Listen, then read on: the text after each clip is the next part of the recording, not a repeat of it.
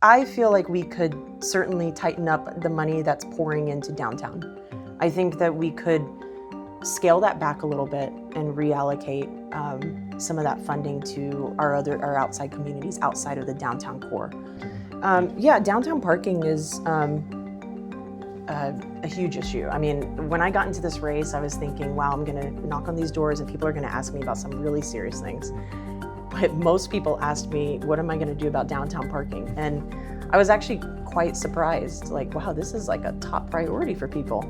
A lot of the things that he has proposed over the past month or so has, in my opinion, been very reactive because he's hearing finally, and it's convenient that we have an election coming up in the next month or so. Because if we don't do it right now, and this is what I'm afraid of for the next 4 years, we could just build without thinking about it. More luxury condos.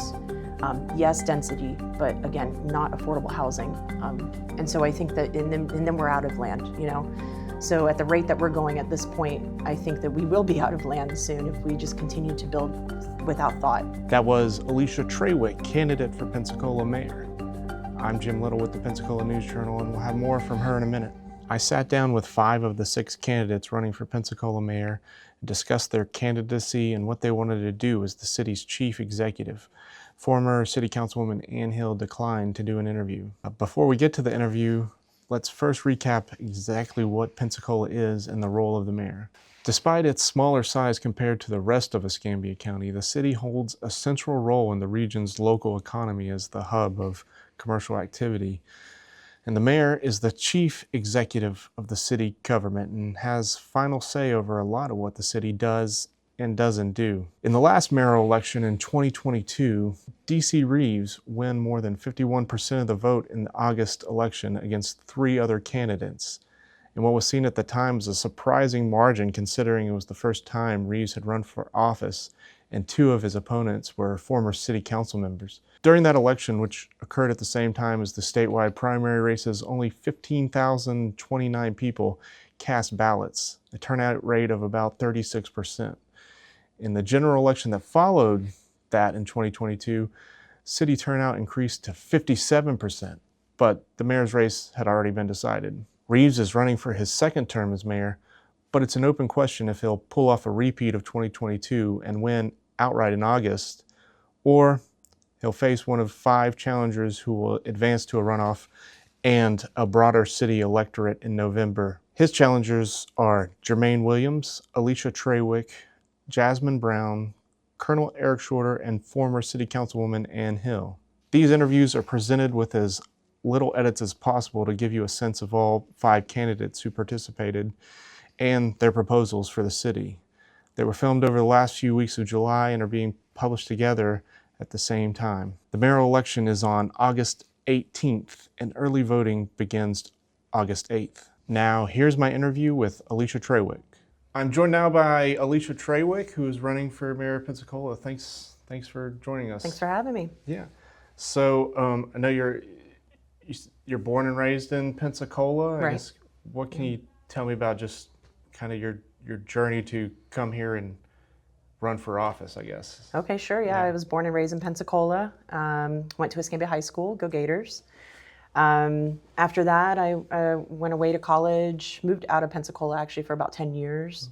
Where'd you go to college? I went to Florida State. Huh? Yeah, go Seminoles. I went to Auburn. So oh, you did? Okay, yeah. And then, I went to college, and then after that, I graduated college during the recession. There weren't very many jobs, so I moved abroad and lived in Seoul, Korea. I taught English for about 5 years. Got to travel all over Asia, which was, a wonderful experience. And then I always knew I wanted to get back into the public sector because that's what I studied and that's what I always wanted to do. Mm-hmm. So I moved back to Pensacola to pursue my dreams of, working in the public sector. So I ended up moving down to South Florida and doing some work. And then finally made a home in Tallahassee for a few years, working for several state agencies. And that's how I got my start in working for state government at that time. And then I kind of segued in my career into disaster recovery, working for the Department of Health, and then became a consultant. And I knew I wanted to continue to serve the public in some way, but working in the public sector was hard for me because I really like to work very efficiently, and unfortunately, state government wasn't a super efficient job. I'll have to say that. It's your typical government work. But I knew I wanted to continue to serve, so I became a consultant, and my job now is to solve really expensive problems, big expensive problems for different local governments across the country. And so I work with states, cities, and counties. They hire me to represent them to FEMA, and I'm currently a disaster recovery consultant. And so working across the country and with these different local governments, I realized there's a lot of knowledge and information that I've acquired. I've seen what works, what doesn't work. And then always knowing that I've always wanted to run for office in Pensacola to help my hometown improve our situation here and represent Pensacola. So I thought, why don't I run for mayor and take all of this knowledge that I've acquired across the country? I know what works and what doesn't. Why don't I apply it here? So it kind of inspired me to run for office here, looking at our current situation now, knowing that the cities and counties, particularly cities that thrive because they know how to pursue grant funding, but they also know how to execute and implement grant funding. And I understand the mechanics of grant funding, and so I think I could bring a lot of that experience to Pensacola and help us grow here. And I think you had initially briefly filed for city council, but then just changed to the mayor. What was the? Yeah, I thought maybe I should run in my district. Maybe I should start small. But then I realized, I think I'm ready for more than that. And I decided to change my mind and run for the mayor's office, because I just feel like, especially, and we'll probably talk about the strong mayor form of governance a little bit, but with the strong mayor form of governance, I feel like if you get the right person in that seat, you can do a lot of good things with that current system that we have. So I think that if I am given the chance to serve Pensacola as your mayor, I think we can do a lot under the current system. So. Okay. So to you, and you maybe seen this a lot in your private work or day job, I guess. But what is your view of what a city government actually does, what it's supposed to do, what its role is? Yeah, that's a good question. I feel, and I've thought about this a lot lately, because there's been a few subjects that I think have come up that have been a little contentious. And, do we help homeless folks? Do we not? That's a big topic, and something that I've been looking into a lot lately. I believe that it is the responsibility of local government, particularly in our case, city government, to protect the people and the citizens of Pensacola, and also prioritize their general welfare. And so with that philosophy and that premise in place, I think the role of city government should be to represent everybody. I've said this several times, people making very high paying salaries, our top 2% of the city, all the way down to our most vulnerable communities and vulnerable populations. So that's how I define, and what I would like to see out of my city government, supporting people, all across the spectrum, whether we agree or not, whether they live in East Hill or whether they live in Brownsville, wherever they live or wherever they're from. I think the role of city government is to serve everybody. You've kind of seen in your day job, you see government, how it works, kind of firsthand. Firsthand, yeah. Can you just kind of talk about what's that like? What do you think you've seen that, if I was in charge, we'd do it this way instead of that way, kind of thing? Yeah, a lot, actually. Yeah. Yeah, I think, like I said earlier, I got out of the public sector because I was kind of tired of the status quo, laissez-faire approach to everything. That is I think the mindset I'll bring to City Hall is I feel like we have to be really effective. We have to streamline grant funding and services. we have to prioritize the needs of the residents first, and the people who live here. You know, tourism is really important, and of course we have to ensure that we continue to attract tourists to Pensacola. That's a big part of our economy, but we can't forget about people who live here. And I think, I've represented cities and counties all over the country, from California to South Florida, to Rhode Island. So, I mean, everybody has a different niche, a different aspect of their economy that's important to them, and something that they want to prioritize. But I think the most common issue that I find across government, well, a couple of things. One, they don't prioritize their local residents enough. I either see that being done very well or not being done well at all, and I don't think we do that here well enough. And two, I think the slow and, there's a TV show called Parks and Rec for a reason, or The Office for a reason, and Parks and Rec is probably a little bit more appropriate in this case because it's government. There's a reason for that show, and I mean, because it's real, and that's why I like it so much, because it is kind of real. It's poking fun at the stereotypical government office that is slow to respond, is not really that effective. And the reason why I guess I have a job and my job security depends on that, because usually governments can't figure out how to manage their funding or to help their residents on their own. And then they call in a consultant to either, for staff augmentation or to manage their funding more effectively. And so I think that as a consultant, I have that kind of mindset, and that's how I operate on a daily basis, is coming in whenever whatever local government I'm representing can't figure it out, then I have to solve the problem, move things faster, expedite, streamline, and work more efficiently. So that's how I will operate in City Hall. My office will operate more efficiently and get the job done. So yeah, like how does that, so like your job, like how does that actually work? Like what are you doing that they can't? That they can't? Yeah. Oh gosh, I think we it's, can get nerdy on the details if you want. Sure, yeah. Well, it's a little bit of skill set, I think.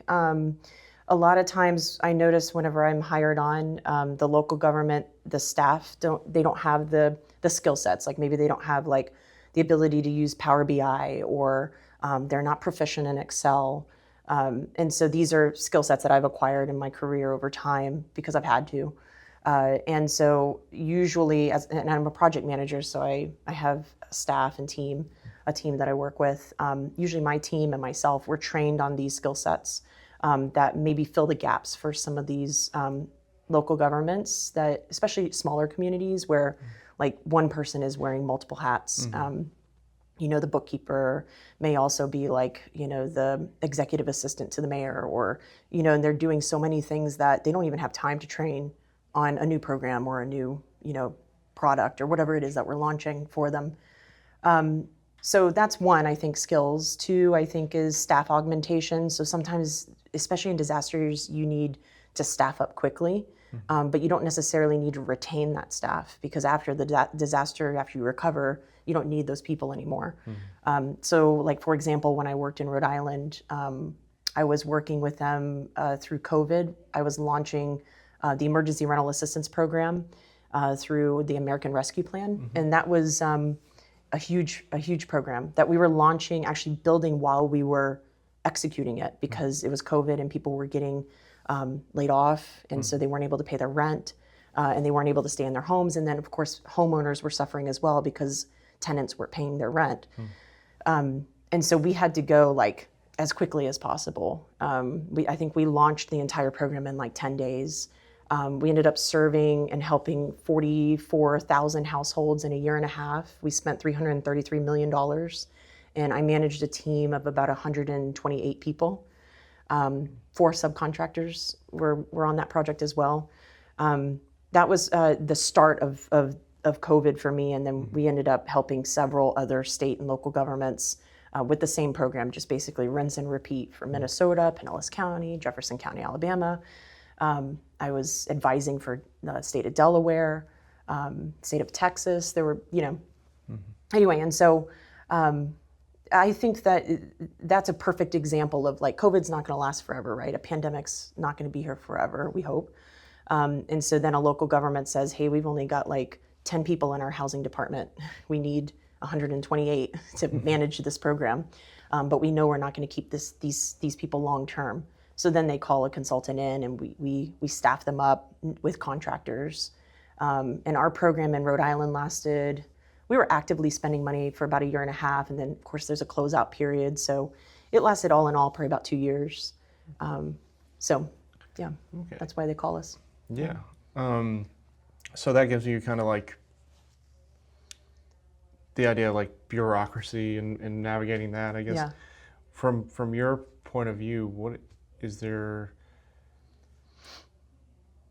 ways the city can improve, or what are those? Certainly. I mean, recently well, first of all, I think just, if I could speak frankly, common sense leadership is so important.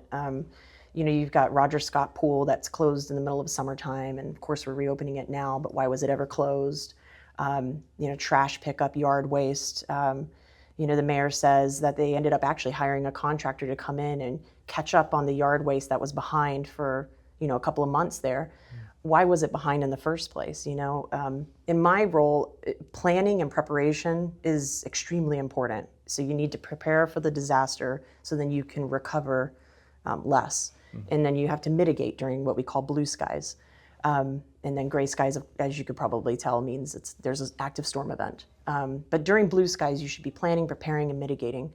And I think that translates not just in terms of disaster, but also in just basic city services. You've got all of winter to train people to work on trucks, to bring in the yard waste, and there's just no excuse to not be prepared. So I think in terms of preparation and planning, we could certainly do a lot more of that. Be ready for not only the big disasters that happen, which I'm sure we will get soon if,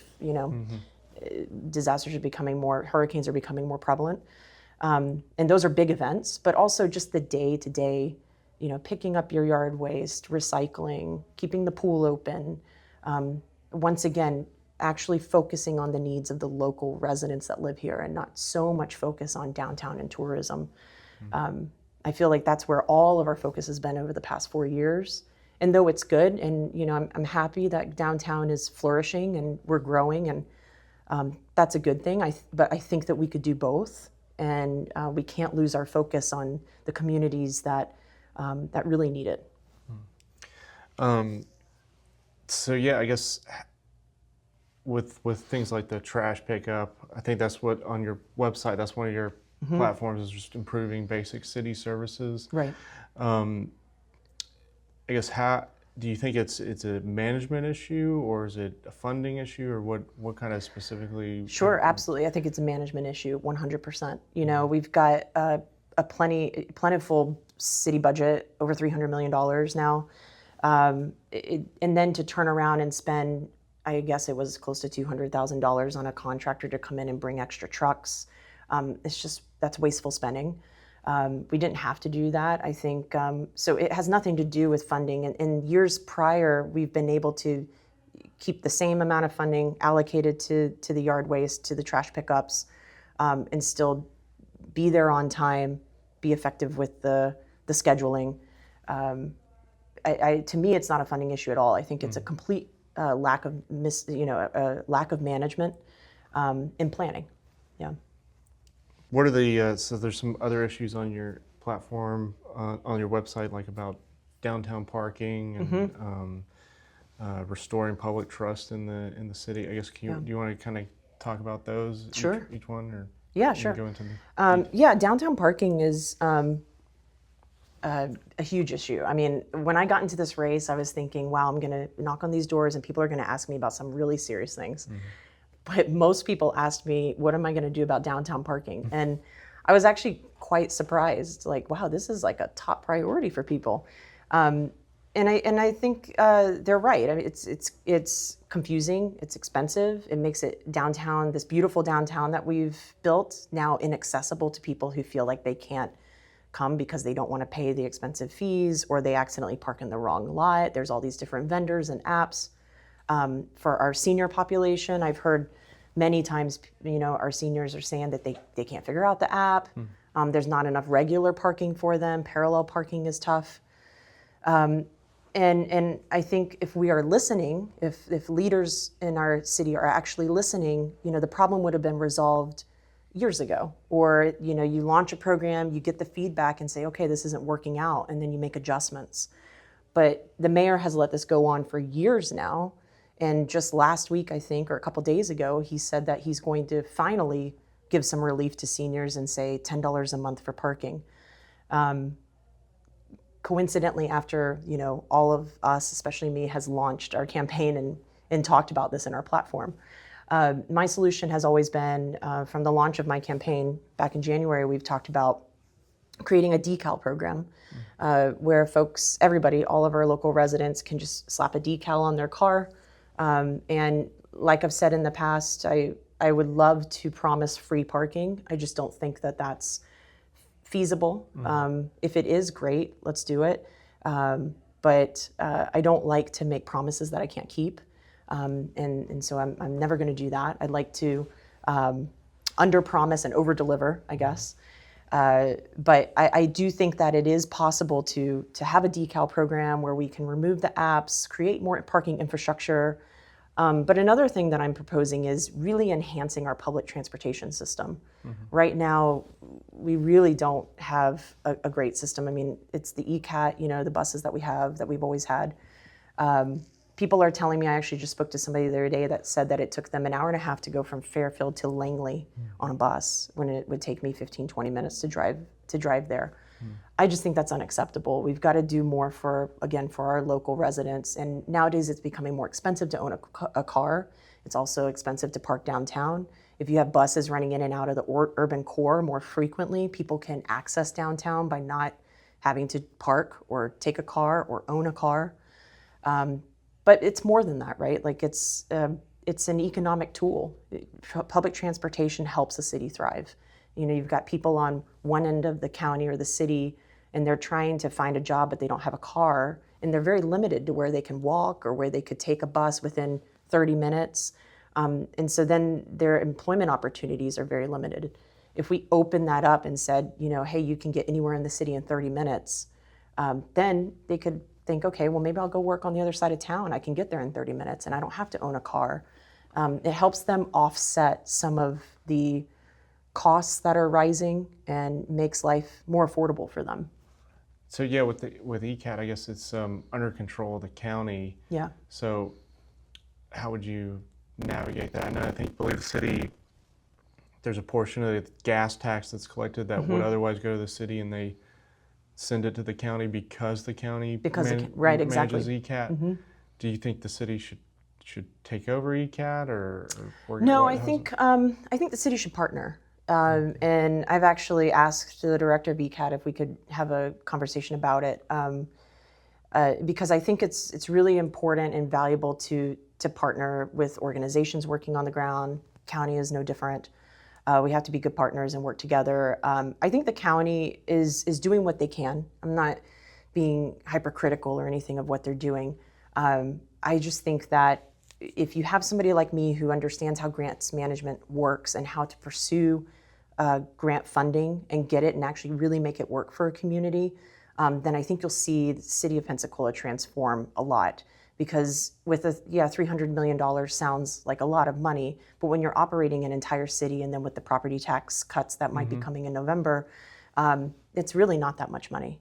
So anytime, and that's what I was saying earlier, anytime you see a city thriving, it's because they have a really good, effective strategic initiatives, grants management office. They're able to pursue funding, but they also know how to really effectively implement it and implement it equitably, distributing the funding equitably, and uplifting, again, the most vulnerable populations using that grant funding. So I think we can leverage a lot pursuing federal funds for some city bus system, creating a system that ties into the ECAT, and that's where we'd have to partner, because you can't just create your own siloed, bus system. It would have to connect to the ECAT, and it might take some of the burden off of the ECAT, so that and I talked about this similarly with the animal shelter situation. I've talked about quite a lot on my platform. it would kind of offset and alleviate some of the burden from the ECAT, and maybe they can operate more effectively as well if the city operated its own bus operation that ties into the ECAT. And we would have more frequent stops here. We could probably start with smaller buses. That's my vision. Of course, it wouldn't just be my decision. But my theory, in theory, I feel like we could start with smaller buses and more frequent stops, and then see what the ridership looks like. Are people actually using it? Can we expand? I'd like to see us use, hybrid buses. Maybe gas-free buses would be great. But yeah, certainly I think definitely not a replacement to ECAT, but like a partnership. And so you'd want to pay for that with like grants, bringing grants? I think so, yeah. Yeah, the infrastructure for the bus stops and potentially a bus hub, grant funding for these big capital projects. The buses themselves would have to be, we'd have to really actively pursue grant funding for this. But the day-to-day operations, I think we could find a way to pay for that within the city budget. And a lot of people are, wondering, how are we going to squeeze all of this? But I think if you look at the way that we're spending our money now, there's ways to tighten it up and reallocate and reprioritize. And I talk about that a lot too. It's, where our priorities lie really reflect our values as a city. And so what are we actually valuing? That's what we're going to prioritize. And just like, you prioritize your personal finances, I prioritize mine. You're going to pay for what you need first before you buy what you want. You're not going to forego paying your mortgage, to go out and buy something, a new car, So I think that that's what we need to do, just make some adjustments to our city budget, prioritize what really needs to be prioritized to get people to really reprioritize local residents and the needs here. Have you looked at the city budget, seen anything that stands out to you that should be reprioritized? I think, yes, there's, and of course, again, I have a lot of respect for council. I think, and that would be a difference between myself and the mayor, the current mayor. Like, I don't believe council should just be rubber stamping everything. I think council has, that's why they're elected, to be, I would consider council my colleagues. They're not somebody that they don't work for me.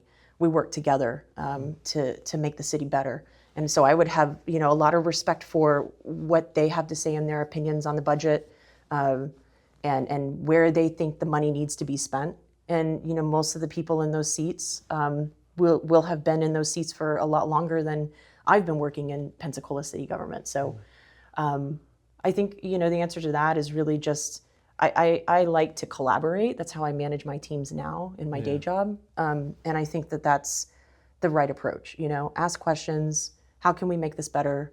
What is your district really in need of? Let's conduct a survey. Let's assess, where we are now, where we want to be in a couple of years, and how do we get there in terms of the city budget and outside grant funding. Yeah. So I guess, is there something though that stands out that you would be like, go to council, we got to cut this, or in particular? Yeah.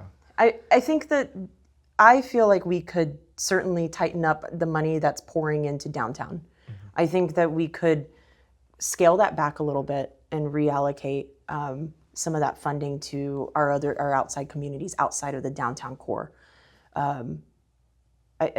Honestly, I feel like there needs to be more money allocated to parks, just basic road maintenance. I went to Milton yesterday to neuter my dog and my new puppy.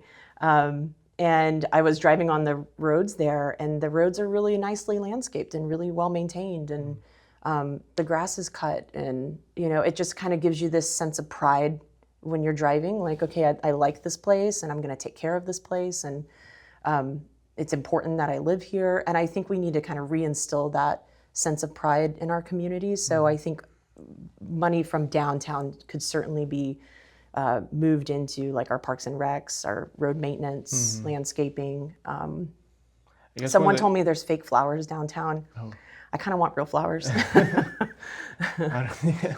Yeah. I guess one of the issues though with that is the CRA is kind of pulling a lot of the money that could otherwise go to other areas of the city, and because of the law, it has to be spent where it was generated. Yep.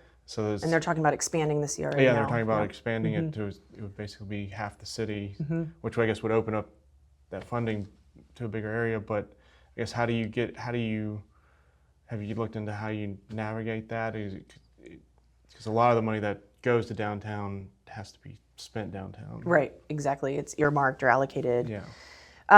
Yeah, and I know there's a long history with the CRA and how we got here with Maritime Park and all of that. I'm a little bit torn on and conflicted on how I feel about it. I don't know. I feel like I know enough to be dangerous, and I think I need to do more research on how we got here and what the next steps are.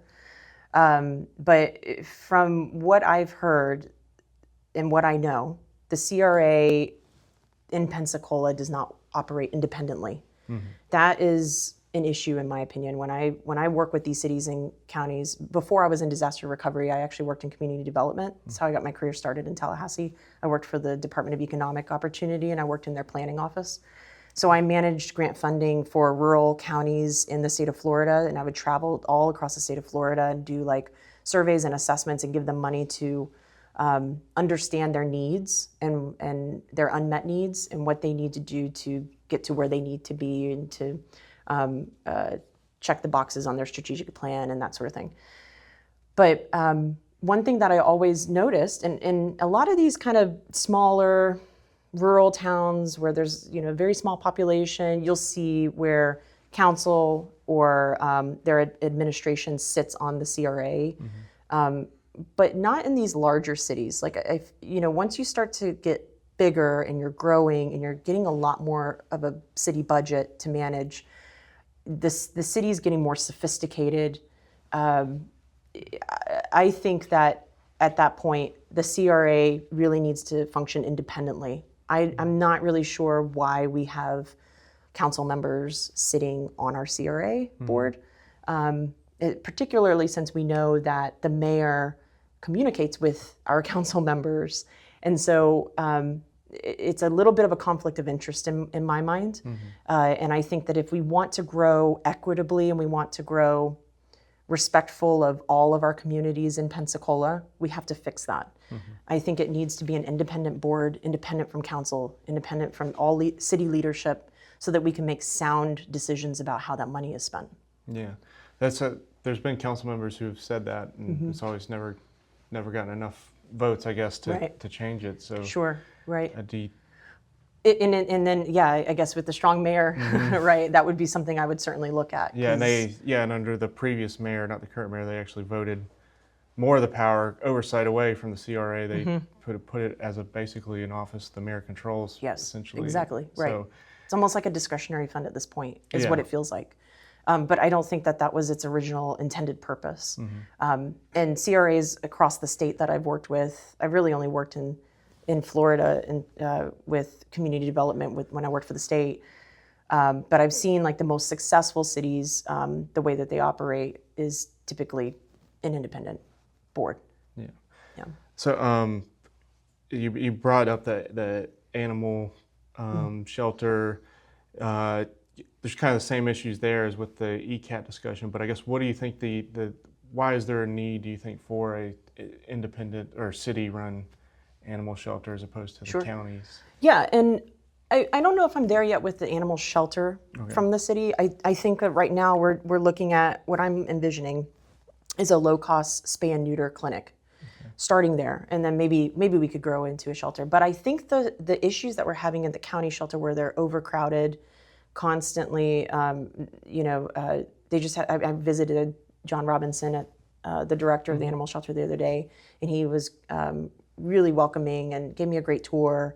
But when I was there, I noticed there's dogs in all these other rooms, and there's just no space for more animals. I think if the city were to come in and establish this low-cost spay and neuter, it would lower our stray animal population, and then indirectly help our county partners and maybe alleviate some of the issues that they're having in terms of overcrowding in the shelter at the county level. So I think we start there and see where we're at in a little bit after some time. And if there is a need still for sheltering of animals in the city, then that's something that maybe we talk about. But this was always a concern for me, because when I lived in East Hill, we would constantly get dogs like dumped in our yard or around our house, and maybe somebody just knew that we loved animals and would take care of them. I don't know, or we'd find them locked up at Bayview Dog Park. You know, we'd end up seeing them first thing in the morning. Obviously, somebody put them there the night before. And then with the economy getting more and more expensive, it's harder to live. I think people are realizing they can't take care of their animals, and then the shelter's always full, and so they have no choice. You know, it's either feed themselves and their kids or feed this dog, and so they dump the dog. And in a way, you can't blame them. A lot of times, I think they do try to do the right thing by bringing it to the shelter, but the shelter's just full. So it was always kind of in the back of my mind that, you know, why isn't the city stepping up and doing more? Once again, back to the general welfare of us and prioritizing our needs. And then I started canvassing. So we started canvassing in January for my campaign, and particularly knocking west of 9th Avenue. I was seeing, like, as the weather got warmer, we're getting into spring, we were seeing litters and litters and litters. I'm not even exaggerating. I think one street had like 3 to 4 litters of cats. And so these are like 8 to 10 little baby kittens that are really cute, but you know, they're getting run over, they're malnourished. The people who have them on their property, they didn't ask for cats. They don't want 10 cats on their property, but here they are. What are they gonna do about it? I mean, some people are telling me, like, you know, I can't even feed myself. Like, of course I'm not gonna be able to spay or neuter 10 of these babies. And so then they go and, you know, and so now it's becoming a public health hazard, where you've got a lot of diseases and just this influx of cats everywhere over in, west of 9th Avenue. But we're also seeing it in East Hill, and sometimes I see it there too, or I'll hear from people there. But a lot of the folks in East Hill can manage to, you know, work something out or rehome the kittens, you know, try to do the right thing. But a lot of folks who just don't have the means to spay and neuter these animals, I mean, why is it on them to do this? I mean, they didn't ask for this extra responsibility in their lives. And then you go to the vet and it's $300 to $500 for one cat. So I think the city at this point has to step up and say, okay, this is another basic need to protect our public health, our general welfare, our pocketbooks. I mean, this is expensive. Take some of the burden off of the financial burden off of the people who end up with these animals in their front yards. And so that's where the low-cost spay neuter comes in. It's yes, it is a humane approach and to helping the animals, of course, but I think the real focus is, you know, the people and helping people have an alternative, an option, somewhere to go where they can solve their problem. So,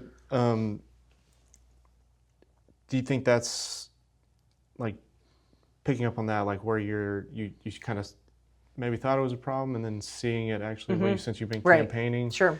It is like, it was just like, wow, this is like way bigger, a much bigger problem than I anticipated. And then talking to people and learning that, yes, this is something that is like a top priority for them. It's kind of like the downtown parking situation that I didn't anticipate. And realizing, okay, you know, just by being in the community and talking to people and realizing that this is a priority for them. So then it certainly took, like, you know, it started moving up in the priority list. And now I've been meeting with a lot of the animal rescues around town, the county shelter. And then it kind of is related. I mean, it's a homeless animal issue, but then there's our unhoused people who similarly have experienced issues as well, and can't find you know, access to resources, and so that's now my focus for the past like week or so has been meeting with different organizations who are doing work with our unhoused community and our population there, and asking questions about what could the city provide, again, in terms of like grant funding, going after, like, what do we need to prioritize when we go after grant funding? What are we looking for? You know, I mean, you can't just go after just everything. You really need to, you know, focus on what does the community need, and, you know, make a list of priorities and start pursuing funding related to those specific needs. So unhoused community, our animal population, our bus infrastructure, public transportation, these are becoming more and more of a priority the more I hear from the community. Yeah, I know so the current administration also kind of had an initiative on homelessness when the mayor came into office, and they brought in people from, I think it was Gainesville, for like a simply like come as you are shelter. And I think they had a big conference here and brought in a bunch of people and all the groups in town, and they it was kind of, the conclusion was the city was willing to put up money to help start up a shelter, but they weren't going to fund it long term, or commit to like a annual funding. They wanted the county to partner with the county and all that kind of stuff, and it kind of just fell apart after that. So would you want to tackle something similar on that, or find another way? And I guess if you do, how do you kind of get past the point that the current administration got to, and before, like, when it came time to put up the money, they didn't have any partners, so they fell through. I am a believer that the squeaky wheel gets the grease. I guess everything I've kind of said relates to that. And again, I think if your values align, where your values are going to dictate your priorities. And so, and what you prioritize, you're going to go after and you're going to pursue until it's done. I mean, I am. That's my personality, I guess, and my work ethic. For me, if it's a priority and it's something that important, I mean, what is more important than people who don't have shelter and regular access to food and resources? To me, I can't think of anything else more important. So it would be a top priority, and we would get it done, and I would jump through all the hoops to make sure it gets done. I'm not necessarily saying we need a full shelter. What I'm proposing, I'd like to start small again. I don't want to overpromise, underdeliver. We start small and kind of see where that gets us. For my work, I actually had to go to Houston a couple of times, and one time I had to meet with the director of the Houston Food Bank, and we did a tour of the Houston Food Bank, and that was really inspiring to me. Basically what they did was they partnered with nonprofits, built this really beautiful facility, and they feed millions of people a year. It's really well run. It's well maintained, and very respected part of their community. And what they did was they partnered with nonprofits, but they also employed the people who needed employment, which I thought was a genius idea. You've got an employment issue. People can't find jobs. A lot of times when I spoke to somebody over the weekend who was unhoused, they told me that they can't find a job because they have to put the address of the shelter on their job application. And so that prevents them from getting a job, because then the employer sees that they are homeless, and they're hesitant to hire them. And so it's this like endless cycle of like trying to pick yourself up, but being pushed back down. And so being able to provide job opportunities by operating a city resource center or a food bank, where the food bank, for example, really you don't need an education or degrees. It's very entry level. If you can show up to work on time and perform the tasks that are required, then you've got a job. And so that's what they did. They hired a lot of their unhoused community to work in the food bank, actually, so that they're providing sustainable income for the people who don't have sustainable income currently. So they were able to kind of not fully resolve, I don't think the problem's ever fully resolved, but help the issue, but also produce food, which was, addressing a very important food insecurity issue that they were having in their community. So why can't we do something like that here? Houston's a huge city, so, millions of meals a year probably is not feasible for something like the size of our city. But we could do something on a smaller scale. A food bank, a city resource center where people can get access to, getting a new state ID or applying for Medicaid, access to mental health care, access to drug addiction treatments. Not saying that we would actually have a mental health facility in that resource center, but we would connect them to Lakeview or to Baptist or wherever they could go to get treatments. And then obviously we would need to provide transportation. That's another thing that this unhoused person told me over the weekend, was that yes, a resource center and a food bank would be fantastic, but how do we get there? So we would have to think about that as well. And these are topics that I think that you don't learn or you don't think about and you don't anticipate. I certainly didn't before I got into the race, until I actually spoke to people and talked to them directly. So I talked to Michael Kimbrell at the Ashburn Center, and then I talked to an unhoused person, and I have a couple of meetings coming up with Bright Bridge and other shelters that are doing good work on the ground to support our unhoused community. And that's how I learn, what is actually needed and what we should be prioritizing.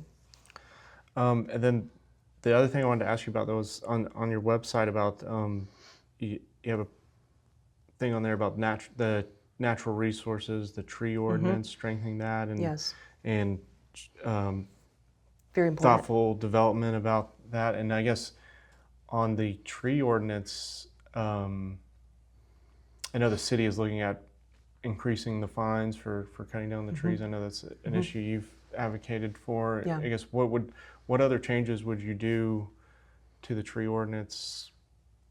And I guess if it's still going to be a way, if somebody wants to cut down a tree and they have the money, they're going to be able to cut it down. I guess. Right, yeah. So I think it's a multifaceted issue. But first of all, I'll say that the mayor, once again, is displaying very reactive leadership. I believe in being proactive. A lot of the things that he has proposed over the past month or so has, in my opinion, been very reactive because he's hearing finally, and it's convenient that we have an election coming up in the next month or so. So I would certainly do things differently from the start.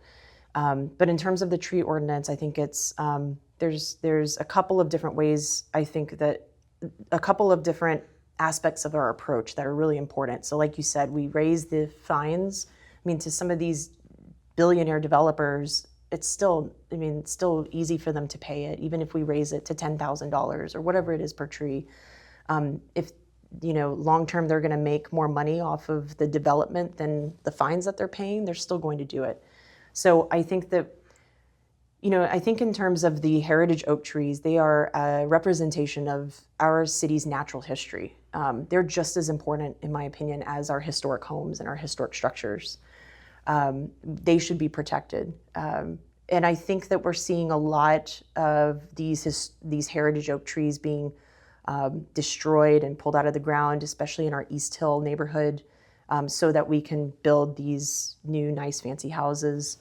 And residents have made it very clear that they're not happy about this. I would say probably 90% of the people I talk to in East Hill, this is their number one issue and concern. And so I believe that just like Old East Hill, just like North Hill, we need to create a historic overlay for East Hill proper. We can start small in certain areas of East Hill, but I think eventually all of East Hill needs to have a historic overlay so that it makes it harder for anybody to come in, and especially developers, to come in and pull up our trees. And certainly I think we need to define, some incentives for developers to leave the trees in the ground, create affordable housing. There's a lot that we can do in terms of incentivizing development to make development smarter and more thoughtful. But I think we start there, strengthening the tree ordinance, making it more expensive, making it harder for them to do it, but also instating a historic overlay over all of East Hill, similarly to North Hill and Old East Hill, though I have been told that developers are still trying to come into North Hill and bypass the historic district that they have to do what they want to do there. But it makes it a little bit harder for them. And with public input, and a mayor that's actually listening, I hope that we can solve that problem under my leadership. And then so with that, there's also the tension between, allowing enough development that it can help the kind of housing affordability crisis that just kind of nationwide, but Right. here in Pensacola, we've seen just the cost of houses increase Skyrocketing, over the last 5 years especially. Definitely. Yeah, and you're right. I mean, it isn't just our problem. But density helps, unfortunately, we do have to produce more density somehow. I think we have to do it, in the right places where the infrastructure supports it. That's really important to me as well, and something that we're not doing now. Ensuring that the infrastructure supports it, forcing developers to pay impact fees. I think that's really important. That does not happen now. I think if you're going to develop these big condos and apartments, you should have some skin in the game. You should support our infrastructure and ensure that it's a safe and viable option for the people who live here as a developer. So I think in the right places, yes. Now, luxury condos for $3,000 a month is not affordable. It's more density, yes, but it's not affordable density. So workforce housing, housing for working families, nurses, firemen, police officers, folks who bring in a middle income wage, we should be prioritizing them. And what's affordable to one person, is not affordable to another. $1 million house is not affordable to most. And that's what we're seeing coming up in the prime parts of our city. But there is some opportunity, I think, and we have to be smart because I think land capital in the city limits is very little. We don't have very much land in the city, so we have to be very smart about how we're building with the land that we have now. Because if we don't do it right now, and this is what I'm afraid of for the next 4 years, we could just build without thinking about it. More luxury condos, yes, density, but again, not affordable housing. And so I think that, and then we're out of land, So at the rate that we're going at this point, I think that we will be out of land soon if we just continue to build without thought and without really intentionally thinking about how we're growing as a city. So that's really important to me that we do that. And yes, driving down the cost of housing is important, but doing it the right way is really important as well. And then this November, there's obviously the whole property tax referendum where the city could be facing I think it's like a 23 or 25% cut from its general fund if it passes. How would you, especially with the initiatives you want to do that would require probably more funding, how would you balance that? How would you handle having to face that as a mayor? I think this might be the only thing that the current mayor and I agree on, that I think it would be tough. And we don't know what's going to happen in November. I anticipate that it will pass. I think there's a lot of, it's popular and a lot of support for it because people are hurting right now. The economy is hard and it's tough to live and cost of living is rising. So any opportunity that I think people see to get a break on something, they're going to take it. So it's the right timing, I think, for this bill to pass. But in terms of city leadership and what that looks like for residents and city government and how the city government is going to continue to sustain and support our lives here, it will be really hard. I think it's like $60-something million is what's anticipated to be cut. But again, I think that we explore what we can do from the outside and what we can bring in terms of grant funding to fill those gaps. And of course, salaries, your fire, your EMS, your police, those are going to be a priority. We can't function as a city without it. Waste management, sanitation, can't function without those services. So that would be a priority. I don't think we make any cuts there. But when you're looking at how can we renovate that park, it would be nice if we got some new playground equipment or something like that. I think we look outside and see what kind of grant funding we can pursue to bring in and fill those gaps for maybe something that is like a secondary need. But of course, I think we, again, prioritize our budget, make sure we're smart, spending money where it needs to be spent so that we can continue to sustain our lives. And of course, tighten up where we can. If there's anything that we identify that's wasteful, get rid of it, cut it back, just like you would your normal budget at home. And then pursue outside funding if we need to. So in your, I guess, outside of your day job, you're also involved in a lot of advocacy work. I know you were with the whole issue with the Baptist Hospital trees when those were going on. And then were you, correct me if I'm wrong, were you involved helping organize like the local No King's Day protest and that kind of thing? Yeah. And so can you kind of, does that play at all into your campaign as far as like organizing ability and that Sure, that kind yeah. of thing?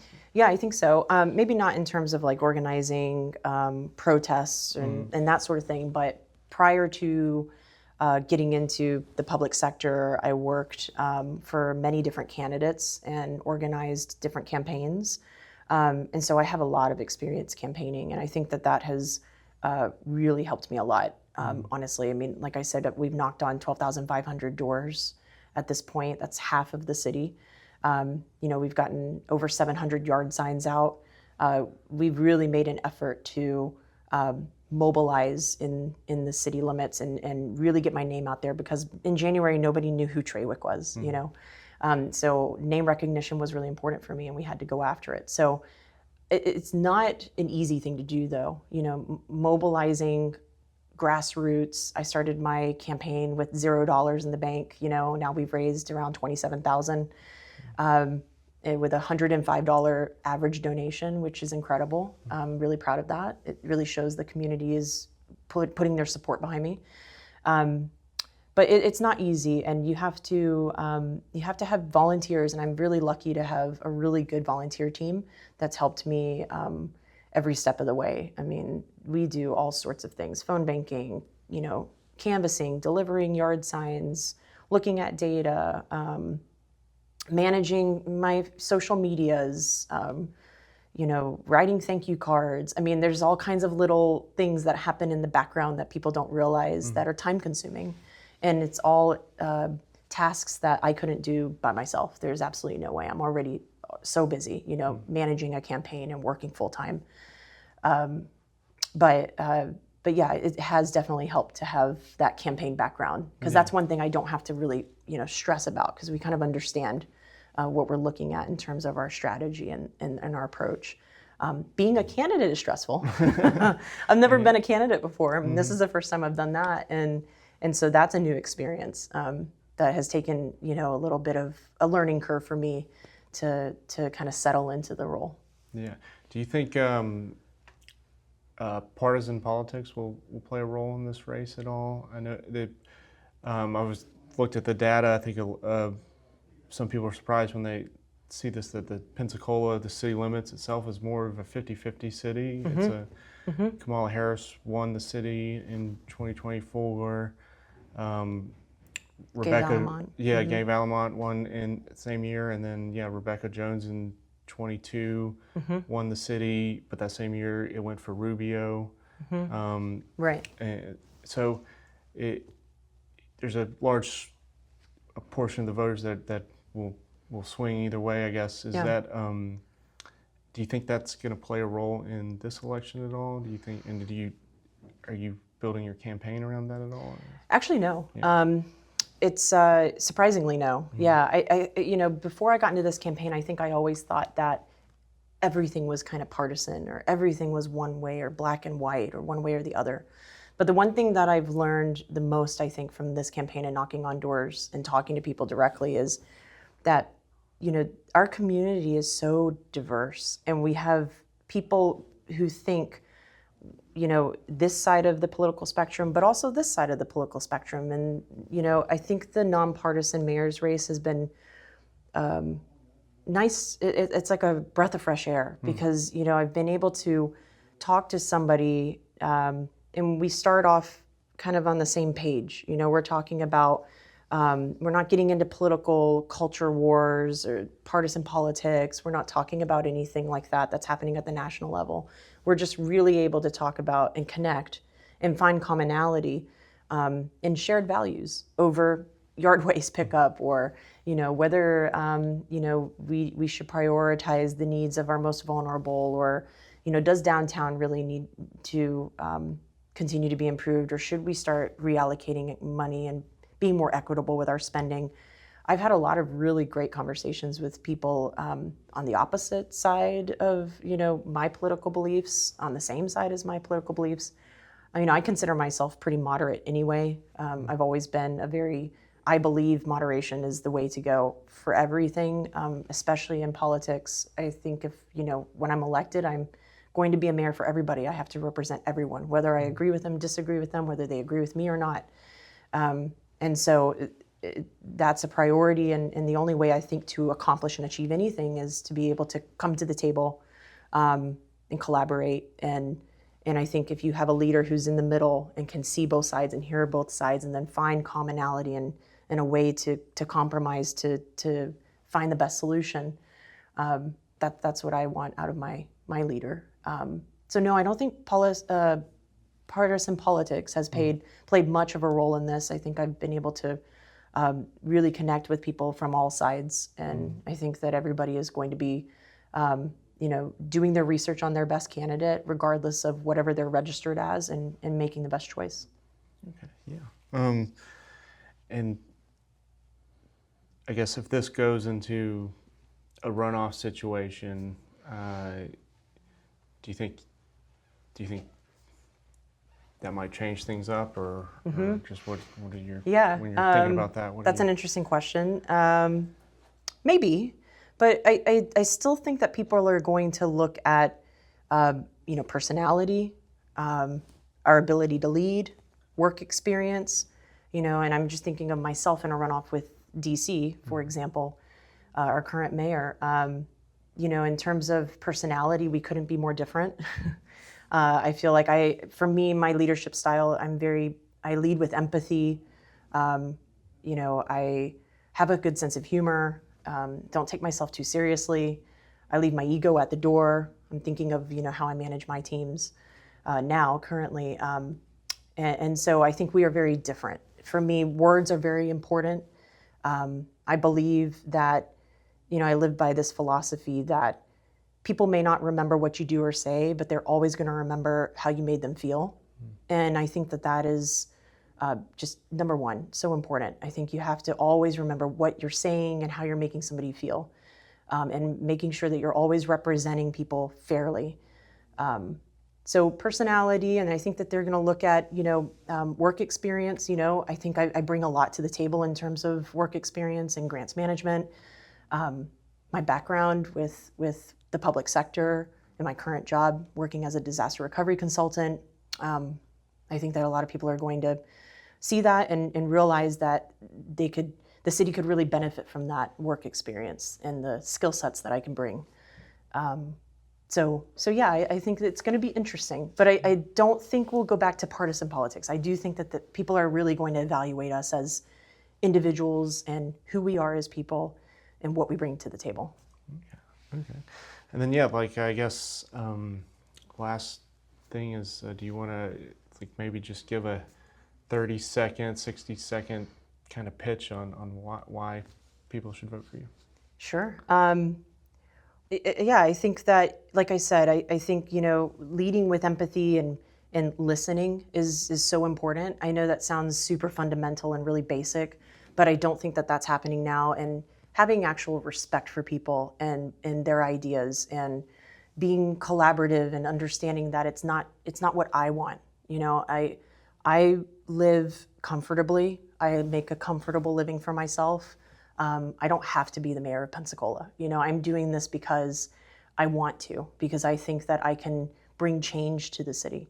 I'm not doing this because I'm helping somebody else get rich, or I'm connected to somebody who has a lot of money, who has some kind of ulterior agenda or something. I'm doing this because I want to, and I want to help. And like I said, being a candidate is really hard, and it's been something that has challenged me, I think, and I feel like I've grown a lot in the past 7-8 months. But I wouldn't choose to do something that's so difficult for somebody else or for some other agenda. I'm really choosing it because I really want to see Pensacola grow in a way that we can be proud of. And I was born and raised here. The city is really important to me, and I don't want to see the city continue down this path of, in my opinion, it's destruction. I feel like we're destroying our historic homes, destroying our history, our trees, our vulnerable populations. Folks who really need support are not getting it. Our priorities are misaligned, and so that's why I'm in this race. And I hope that people can see that I'm genuinely in this for the city and not for any other reason. Well, thanks for joining me to talk about this, and I appreciate your time. Sure. Thanks. Thanks, Jim. Yep.